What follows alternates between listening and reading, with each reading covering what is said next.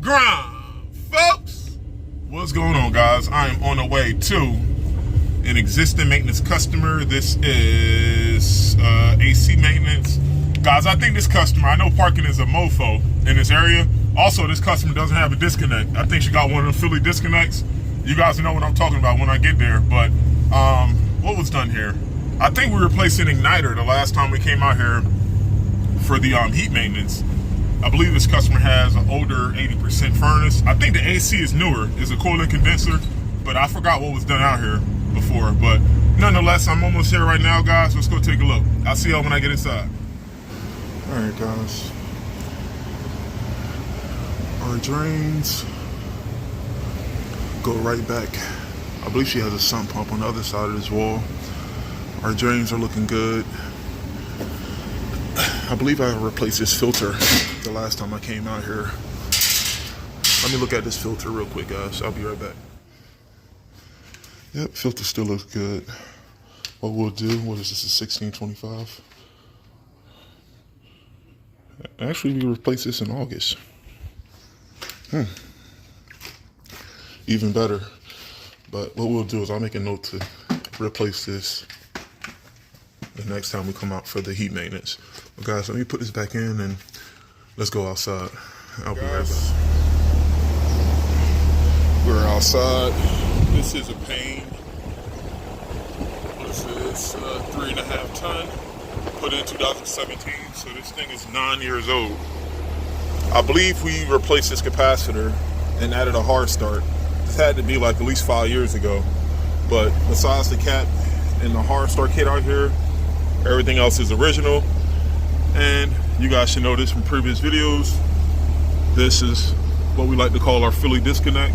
Only way you can turn power off is you got to do it at the breaker. Every single unit in this area, there is no disconnect. For what reason, I have no idea. But guys, what I'm going to do while I have this unit running is I'm going to test my amps. And this customer has a hose spigot here. I'm going to hose down the coil. Coils don't look too bad, but every year it doesn't hurt to hose the coils down before it gets warm. It's only going to help the system out, because what you can see, pollen and debris, there's a bunch of things in the spring, especially right before the summer, that can fall off trees, and when enough of it attaches itself to the coil, this can equate to higher head pressures, and higher head pressures mixed with high ambient temperatures, that's going to make this condenser work harder to reject heat from the house, and ultimately it's going to lead to premature wear and tear and then something breaking down. So always when we have the opportunity on the maintenance to hose a coil down, just take care of it. It only takes a few seconds, and this is only going to help the system out. But all right, guys, let me get my meter. I'll be right back. All right, 0.59, 6.8. Cool. This is what we want. And also, this contactor is original. Keep in mind, this customer covers this unit in the winter time. So, of course, there is trees. Right now, we're like in a back alley. There's a bunch of trees. But for the most part, this unit stays covered. So, out of the 9 years this unit has been running, besides the capacitor going out, everything has been in tip-top shape. But nonetheless, let's test this contactor. Make sure we don't have a voltage difference from line to load.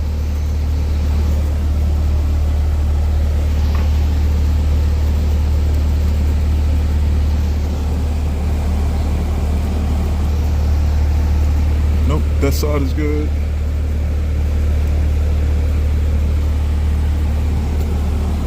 Cool.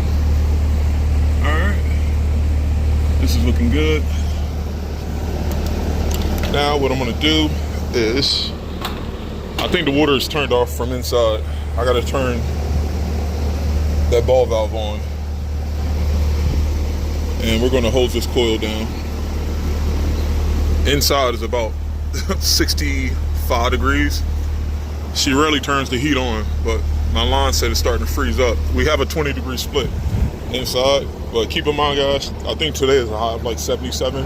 But right now it's under 50 degrees outside. It's like probably 47, 48 degrees. So that's one thing to keep in mind. Low ambient temperature outside is always going to reduce your amp draw and most likely your refrigerant levels too.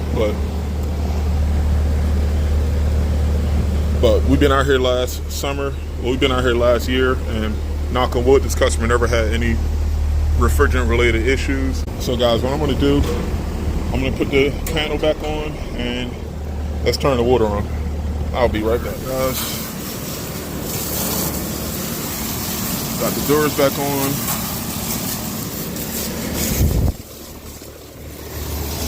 Just hosing this coil down. Doesn't look too bad.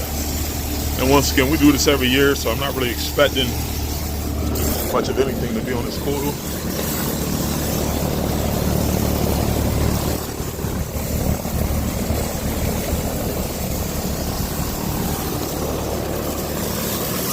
But yeah, guys, I don't know about you, but I can't wait until the overnight early temperatures gets above 40 degrees because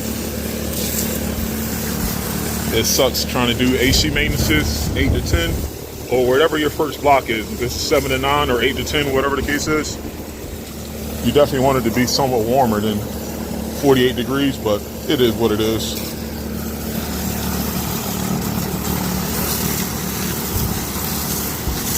All right, guys. Let me turn the water back off, and that's all there is to it. Payne 3.5 ton AC maintenance. Everything's rocking and rolling. Filters clean, drains were good. Capacitor was already replaced. Got a hard start kit installed as well. Everything's clean. Amps are normal. She is ready to roll, guys. Peace out. I'll see you guys on the next one.